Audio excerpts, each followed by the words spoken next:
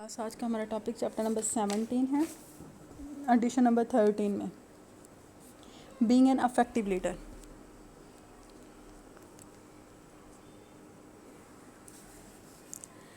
Who are leaders? Class leaders कौन होते हैं एंड लीडरशिप क्या है, ये दो डिफरेंट टर्म्स हैं।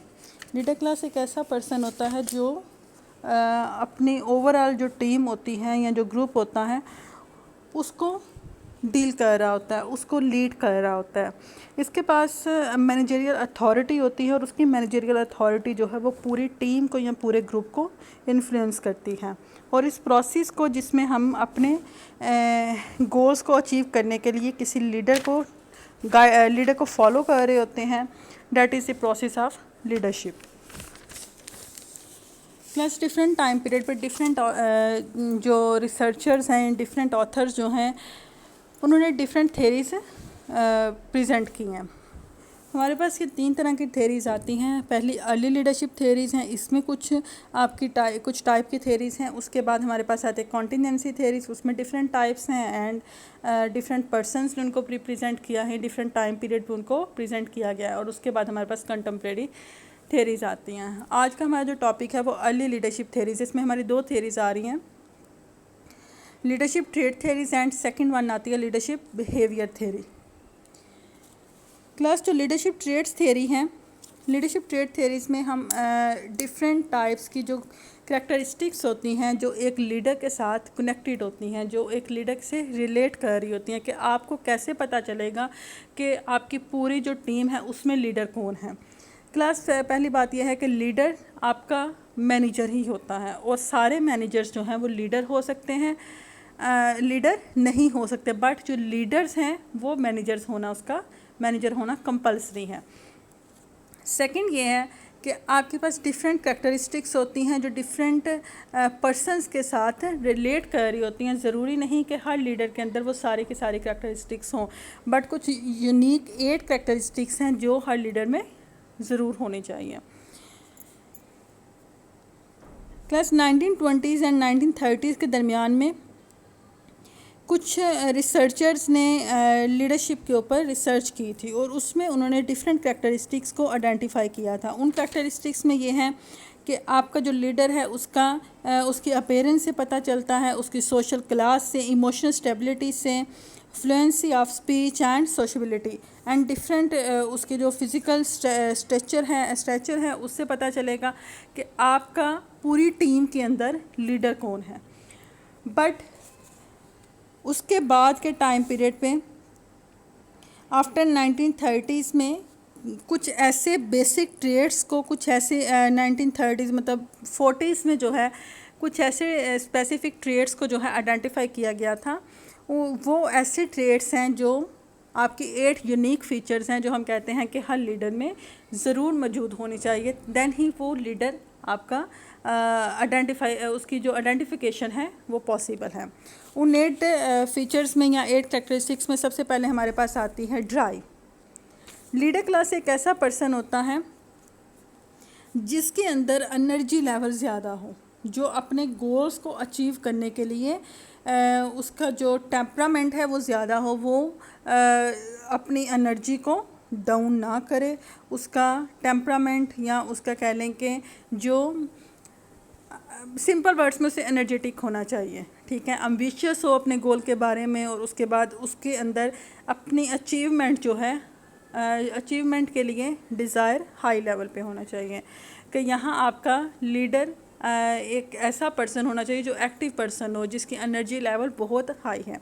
उसके बाद second characteristics desire to lead, उसको फोर्स ना किया जाए कि आपने लीड करना है, आपने इस ग्रुप को लीड करना है, जबकि उसकी वो विलिंग हो, उसकी विलिंगनेस पे ये बेस करता है कि उसने फ़लाँ ग्रुप को लीड करना है। अगर आप उसको फोर्स करेंगे तो वो उतने कंसंट्रेशन से काम नहीं कर सकता। तो कोशिश ये करें कि ऐसा लीडर हो जिसकी अपनी डिज़ायर है कि वो टीम को लीड करे, उसके ऊपर इन्फ्लुएंस ना हो, उसके ऊपर किसी आउटसाइडर पार्टी का जो है प्रेशर ना हो कि आपने ये काम अपने अंडर करवाना है। वो विलिंग हो इस काम के लिए, देन ही वो काम ठीक से कर सकता है। उसके बाद ऑनेस्टी एंड इंटेग्रिटी, डेफिनेटली वो अपने जो वर्ड्स बोलें और जो काम करें उन दोनों के दरमियान उसकी ऑनेस्टी होनी चाहिए, मतलब दोनों सेम होने चाहिए, जो वो बोल रहा है और जो वो कर रहा है ऑनेस्ट हो। और उसके अलावा जो रिलेशनशिप वो अपने फॉलोअर्स के साथ डेवलप करे उस रिलेशनशिप में भी ऑनेस्टी का फैक्टर होना चाहिए कि आपके जो आपके टीम मेंबर्स हैं उनको पता हो, या ग्रुप मेंबर्स हैं उनको पता है कि जो पर्सन ये लीडर हमें कह रहा है एक्चुअली वो करेगा भी वही, और वो आपके वर्ड्स पे बिलीव करें। सेल्फ़ कॉन्फिडेंस, सेल्फ़ कॉन्फिडेंस है कि आपका जो लीडर है वो क्यों होता है। क्लास लीडर इसीलिए है कि जो टीम के बाकी टीम मेंबर या ग्रुप मेंबर हैं उनको वो रिलक्टेंट ना हो कोई काम करने के लिए। वो जब भी रिलक्टेंट होंगे वो अपने लीडर की तरफ देखेंगे, और अगर लीडर कंफ्यूज होगा तो डेफिनेटली वो टीम सक्सेसफुल या ग्रुप सक्सेसफुल नहीं हो सकता। आपके लीडर को सेल्फ़ कॉन्फिडेंस होना चाहिए, उसको पता हो कि जो वो डिसीजंस ले रहा है या जो गोल्स हैं उनको वो अचीव कर सकता है।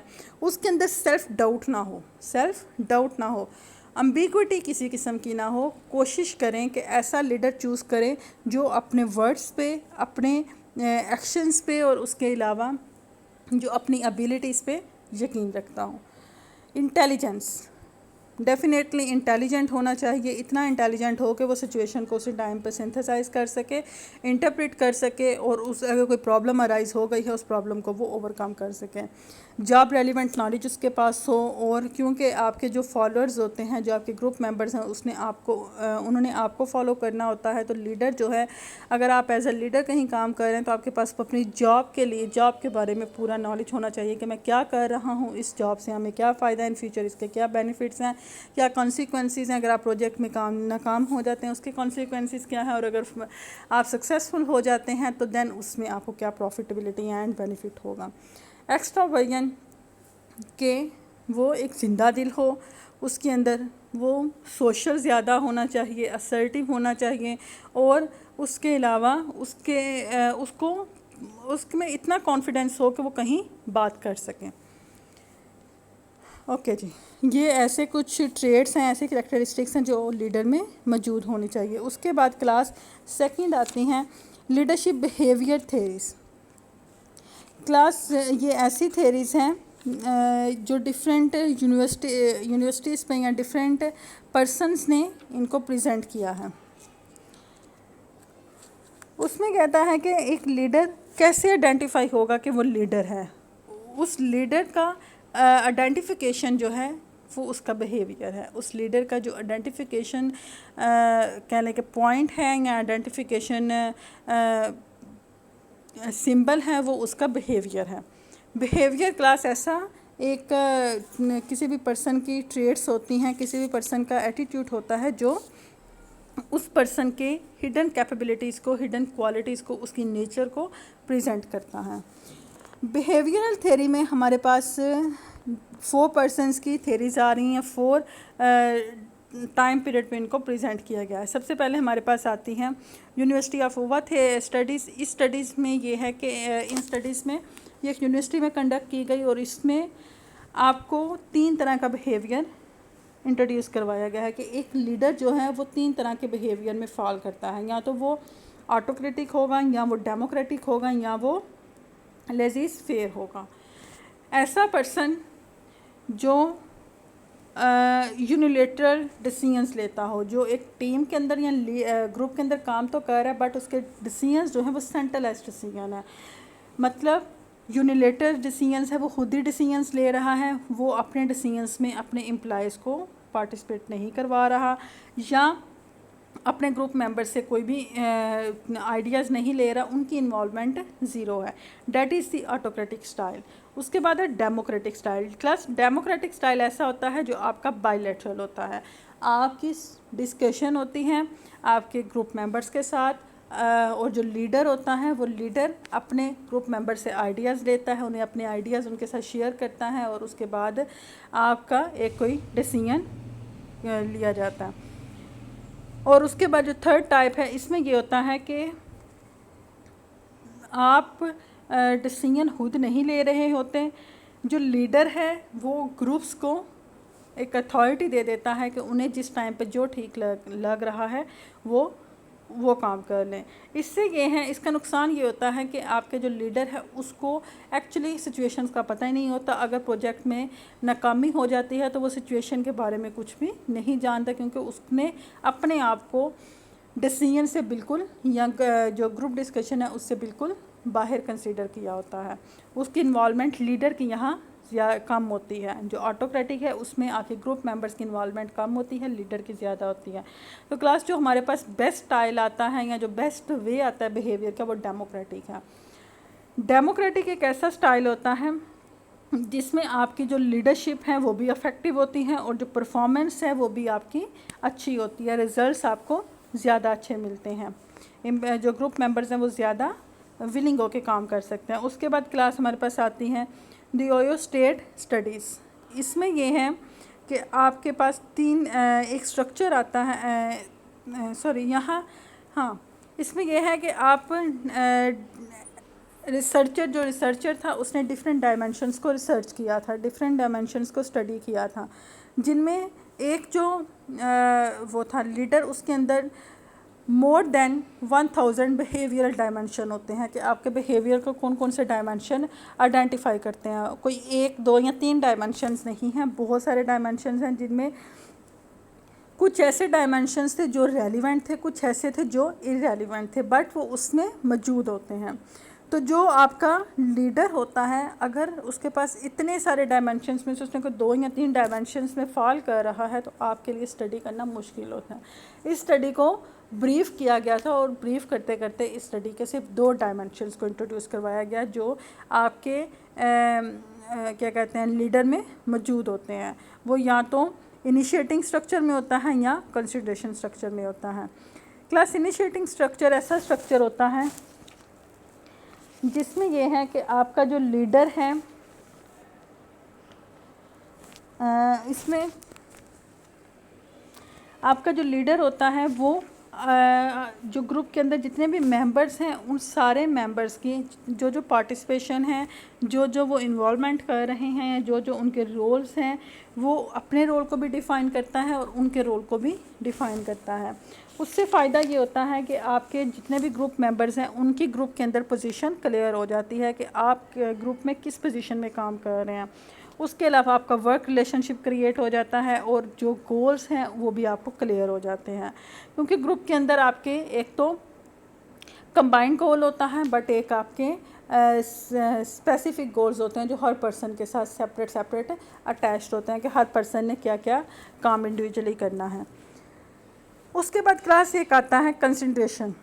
क्लास कंसंट्रेशन एक ऐसा स्ट्रक्चर है, एक ऐसा डायमेंशन है जिसमें यह है कि आपका जो ग्रुप मेंबर है वो ये क्लियर करता है, ग्रुप लीडर है वो ये क्लियर करता है कि आपके ग्रुप मेंबर्स के साथ क्या रिलेशनशिप है। ग्रुप मेंबर्स आप पे कितना ट्रस्ट करते हैं, आप उनके साथ कितना ट्रस्ट करते हैं, आपके एक जो रिलेशनशिप की इंटेंसिटी है उसको यहाँ प्रेजेंट किया गया है कि आप उनके साथ कितना फ्रेंडली हैं, आप उनसे आइडियाज़ लेते हैं या नहीं लेते, उनके आइडियाज़ फीलिंग्स की केयर करते हैं या नहीं करते। डैट इज़ द कंसिडरेशन कि आप उनको कंसीडर करते हैं, उनके आइडियाज़, फीलिंग्स एंड व्यूज़ को या नहीं। क्लास इन दोनों में से जो बेस्ट स्टाइल है वो बेस्ट स्टाइल ये है कि आपके जो दोनों हैं वो हाई होने चाहिए, कंसिडरेशन भी हो और इनिशिएटिंग भी हो। अगर तो ये दोनों पॉइंट हाई हैं, दोनों डायमेंशंस किसी भी लीडर में हाई हैं, तो आपके जो ग्रुप मेंबर्स हैं वो भी सेटिस्फाइड होते हैं और आपकी परफॉर्मेंस भी हाई होती है। बट ज़रूरी नहीं कि हर सिचुएशन में ऐसा हो। सारे लीडर्स जो हैं उनके अंदर इनिशिएटिंग स्ट्रक्चर भी हाई हो और कंसिडरेशन भी उनकी हाई हो। उसके बाद है class university of Michigan. Class ये यहाँ भी एक स्टडी को कंडक्ट किया गया है। इस स्टडी के अकॉर्डिंग ये है कि एक जो लीडर है उसमें 2 तरह का बिहेवियर होता है, या तो वो एम्प्लॉय ओरिएंटेड होता है या वो प्रोडक्शन ओरिएंटेड होता है। अगर तो क्लास वो एम्प्लॉय ओरिएंटेड है तो वो कोशिश करेगा कि अपने एम्प्लॉयज़ को ज़्यादा तवज्जो दे, अपने एम्प्लॉयज़ को ज़्यादा कंसीडर करें, उनके साथ जो उसका रिलेशनशिप है वो ज़्यादा अच्छा होना चाहिए। उसके बाद जो ये हैं मतलब वो एम्प्लॉयज़ की फीलिंग्स को, एम्प्लॉयज़ के इमोशंस को, उनके जो पर्सनल प्रॉब्लम्स हैं उनको ज़्यादा वैल्यू करता है, जबकि जो आपका प्रोडक्शन स्ट्रक्चर है उसमें ऐसा नहीं होता। उसमें यह है कि आप उनकी जॉब्स पे ज़्यादा एम्फसाइज करते हैं, जॉब पे ज़्यादा अटेंशन देते हैं और उनके साथ इतने फ्री नहीं होते, फ्रैंक नहीं होते। तो क्लास जो एम्प्लॉय ओरिएंटेड लीडर्स होते हैं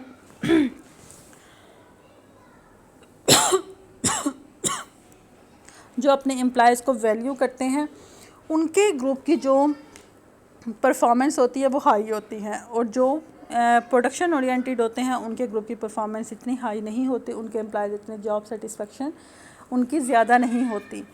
उसके बाद है managerial grid. Class managerial grid एक ऐसा ग्रिड है जिसमें दो डायमेंशंस को इंट्रोड्यूस करवाया गया और आपके जो लीडरशिप स्टाइल्स हैं उसको आइडेंटिफाई किया गया। मैनेजरियल ग्रिड में ये है कि आपके बिहेवियरल डायमेंशंस जो हैं वो कंसर्न फॉर पीपल हैं या कंसर्न फॉर प्रोडक्शन है। जो दो डायमेंशंस हैं उनमें एक तो कंसर्न फॉर पीपल है, एक कंसर्न फॉर प्रोडक्शन है। यहाँ वो कहता है कि आपने वर्टिकल ग्रिड की वर्टिकल साइड पे कंसर्न फॉर पीपल लेना है और जो दूसरा हॉरिजॉन्टल है उस पर कंसर्न फॉर प्रोडक्शन लेना है, और उनको रैंक करना है 1 to 9। 1 आपका लो फ्रेम पे आता है और 9 जो है आपका हाई पे आता है। अब जब इस ग्रिड को ड्रा किया या इस डायग्राम को ड्रा किया तो उसमें ये हुआ कि आपके 5 तरह के रिलेशनशिप या 5 तरह के जो स्टाइल्स हैं उनको आइडेंटिफाई किया गया।